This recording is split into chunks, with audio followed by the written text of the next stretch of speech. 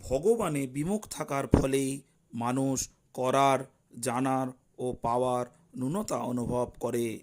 পরমাত্মা তত্ত্ব থেকে বিমুখ না হলে কোনো রকম সাংসারিক ভোগ উপভোগ করা সম্ভব নয়। আর আসক্তিসহ সাংসারিক ভোগ করার ফলে মানুষ পরমাত্মা থেকে বিমুখ হয়ে যায়। ভগবান থেকে বিমুখ হওয়ার ফলেই জীব অনাথ হয়ে পড়ে। যে জগৎকে জানে না সেই জগতে ফেঁসে যায়, আর যে পরমাত্মাকে জানে না সেই পরমাত্মা থেকে বিমুখ হয়ে যায়। সংসার থেকে নেওয়ার ইচ্ছা থাকার জন্যই আমরা ভগবান থেকে বিমুখ হই।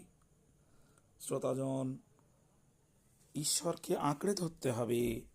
এই কলিযুগ থেকে মুক্তি পাওয়ার এক এবং একমাত্র পথই হল ঈশ্বর চিন্তার মধ্য দিয়ে ভাগবতের পাঠ শ্রবণ।